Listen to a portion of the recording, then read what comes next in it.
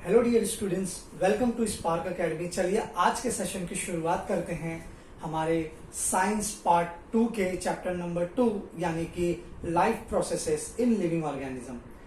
आज हम जो डिस्कस करने वाले हैं चैप्टर में, हम यहाँ पे दो बहुत ही इंपॉर्टेंट टॉपिक है इस चैप्टर के। एक है कि कैसे हमारा सेल रेस्पिरेशन करता है, यानी कि वो कैसे सेल का प्रोडक्शन हमारे बॉडी में करता है। दूसरा, हमारे सेल का डिवीजन कैसे होता है। इस चैप्टर से हर साल इन दो टॉपिक पर ही क्वेश्चंस एवरी ईयर पूछे जाते हैं। इस टॉपिक में, इस चैप्टर में ये दो टॉपिक बहुत ही महत्वपूर्ण है। It is very very important, how the cell respiration occurs and how the cell division takes place. But before going to start the topic, कुछ इसके बेसिक टर्म्स है, उसको डिस्कस कर लेते हैं।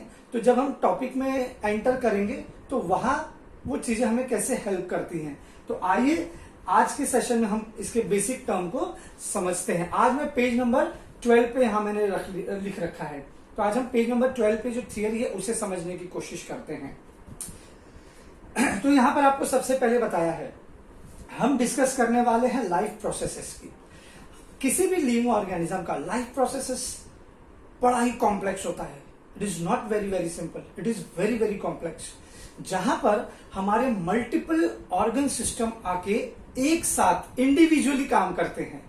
अब ये एक साथ इंडिविजुअली काम करना, दैट मीन्स जैसे देखो, हार्ट अपना फंक्शन करेगा, किडनी अपना फंक्शन परफॉर्म करेगा, लंग्स अपना रेस्पिरेशन का काम करेगा, है ना। बट ये सारे के सारे ऑर्गन सिस्टम एक दूसरे से कोऑर्डिनेट होके ही काम करते हैं। जैसे जब तक किडनी ब्लड को प्यूरिफाई करके हार्ट तक पहुंचाएगा नहीं, हार्ट उसे बॉडी में सर्कुलेट करेगा नहीं। तो हार्ट का तो काम है सर्कुलेशन करना, किडनी का काम है ब्लड का प्यूरिफिकेशन करना। तो दोनों की रोल एंड रिस्पॉन्सिबिलिटी अलग है, लेकिन कोऑर्डिनेशन के साथ है। किडनी ब्लड प्यूरिफाई करके हार्ट तक पहुंचाता है, हार्ट उसे पंपिंग करता है और वो सर्कुलेटरी सिस्टम के थ्रू हमारे पूरे बॉडी में सर्कुलेट होता है। तो ऐसे हमारे बॉडी में कई सारे सिस्टम है, digestive system, respiratory system, excretory system, endocrine system, skeletal system, circulatory system. तो ऐसे इतने सारे सिस्टम को काम करने के लिए उन्हें क्या चाहिए। आप इमेजिन करो, अगर आप दिन भर काम करते हो तो आपको एनर्जी चाहिए। एनर्जी तो बेसिक हो गया ना बेटा, बिना एनर्जी के कुछ नहीं होना। आप एक मशीन को भी 24 आवर्स वर्किंग के लिए अगर लगाओगे तो उसे भी एनर्जी चाहिए, उसे एनर्जी इलेक्ट्रिसिटी के फॉर्म में चाहिए।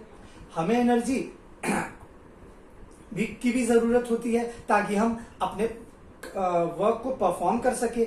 इसी तरीके से हर ऑर्गन को एनर्जी की जरूरत होती है ताकि वो अपने अपने फंक्शन को परफॉर्म कर सके सिस्टमैटिकली, मोर और लेस। कुछ ऑर्गन ज्यादा काम करते हैं, उन्हें ज्यादा एनर्जी चाहिए, जो थोड़ा कम काम करते हैं उन्हें कम एनर्जी की जरूरत होती है। But in short, each and every organ system need energy to perform their function. अच्छा, अब ये एनर्जी अगर इनको जरूरत है तो इन्हें कंटिन्यू सोर्स ऑफ एनर्जी चाहिए कि भाई लगातार इनको बार बार एनर्जी वहां से मिलती रहे। तो ये सोर्स ऑफ एनर्जी कहां से मिलेगी? कार्बोहाइड्रेट, फैट, प्रोटीन, लिपिड से, जो मैंने यहां पर ऑलरेडी लिख रखा है। अच्छा, ये सारे मटेरियल कहां से मिलेंगे? ये जो सारे इसेंशियल चीजें हैं ये कहां से मिलेंगी? ये मिलती है हमें फूड स्टफ से, जो हम खाना खाते हैं। उन फूड स्टफ से इनका ब्रेकडाउन होता है और इसमें से एनर्जी मिलती है। और सिर्फ एनर्जी मिलने से काम हो जाता है? सिर्फ एनर्जी से ही बॉडी काम करना शुरू कर देगा?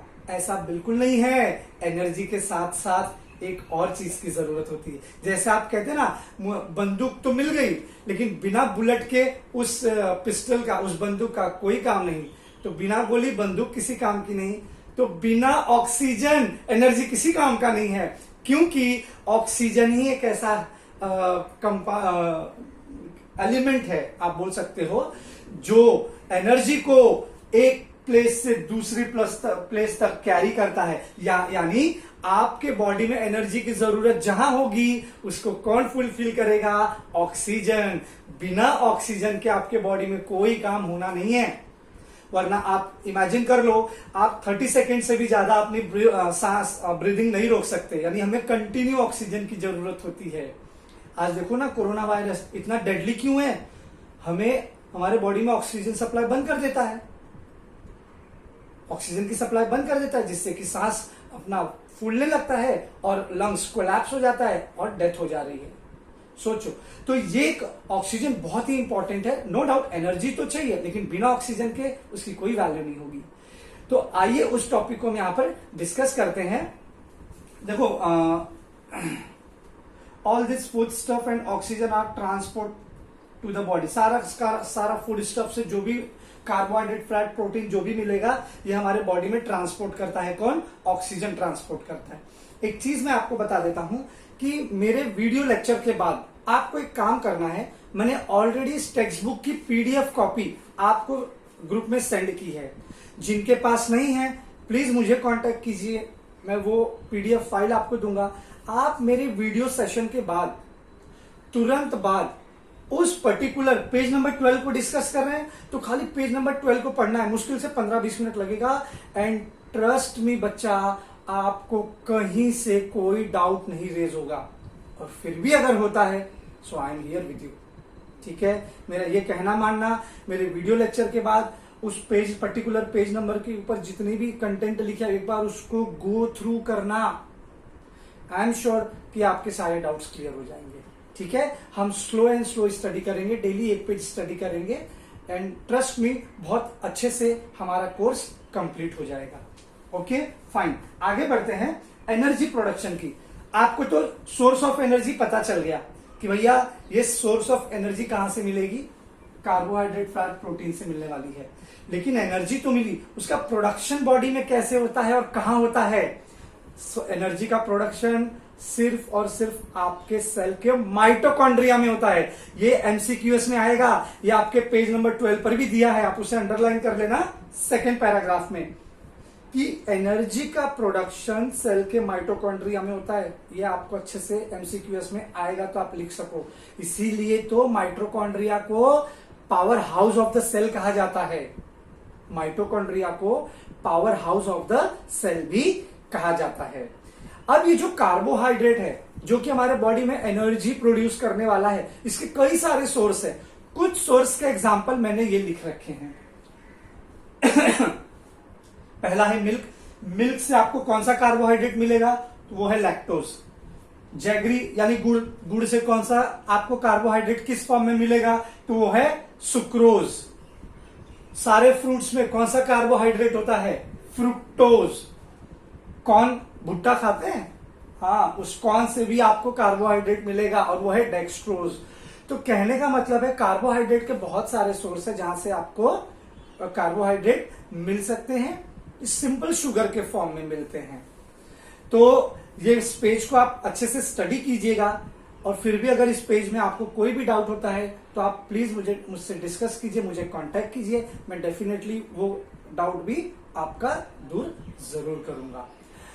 आज और मैंने ये सोचा है कि हर सेशन में, अपने हर लेक्चर के एक सेशन के बाद, मैं एक आप लोगों के साथ बेसिक ज्ञान का बादल जिसे कहते हैं, मैं वो आपके साथ डिस्कस करने वाला हूं। जैसे आज के सेशन में तो इतना ही है, बहुत ज्यादा इसमें कुछ है नहीं, बट एंड ऑफ दिस एक चीज मैं आपको बताऊंगा कि जो फैट है, कार्बोहाइड्रेट है, प्रोटीन है, इसमें से highly concentrated source of energy किसे बोला गया है।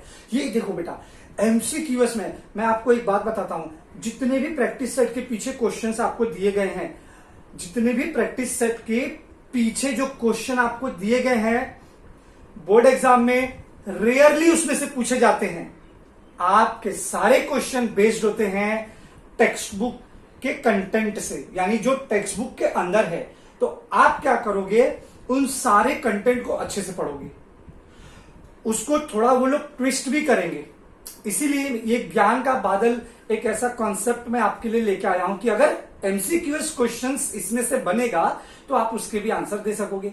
अगर आपको पूछ दिया कि इसमें से सबसे ज्यादा highly concentrated source of energy कहां से मिलता है, तो ये आप याद रख लेना, टेक्स्ट बुक में कहीं दिया नहीं होगा। प्रोटीन से आपको मिलता है 4 किलो कैलोरी। अगर आप 1 ग्राम प्रोटीन लेते हैं तो आपको 4 किलो कैलोरी मिलती है। कार्बोहाइड्रेट आप लेंगे तो अगेन 4 किलो कैलोरी मिलता है, लेकिन जो फैट होता है ना बेटा, फैट, इससे 9 किलो कैलोरी मिलता है 1 ग्राम फैट से। इसीलिए फैट को कहा जाता है highly concentrated source of energy. तो आप कहोगे सर फैट तो बॉडी में डिपॉजिट होता है तो वो तो बड़ा हानिकारक है, सो उसमें डिपॉजिट मत होने दो ना, उसको काम में लो। तो जैसे अब फैट कहां से मिलेगा? फैट का बहुत सोर्स होता है। अरे आपका सनफ्लावर ऑयल है, ऑलिव ऑयल है ना, आलमंड ऑयल है। इसमें से आप देखो घरों में तेल आते होंगे, तो अरे मीठा तेल, राई का तेल जो होता है, आप उस तेल के पैकेट के पीछे देखो, उसमें सैचुरेटेड फैटी एसिड होगा, अनसैचुरेटेड फैटी एसिड होता है। ये दोनों टाइप ही हैं फैट्स के। तो आज के सेशन के लिए इतना ही। नेक्स्ट टॉपिक में मैं आपसे सेलुलर रेस्पिरेशन के बारे में बात करूंगा। Till that, do just be at home, do your self study. Thank you so much for watching our video.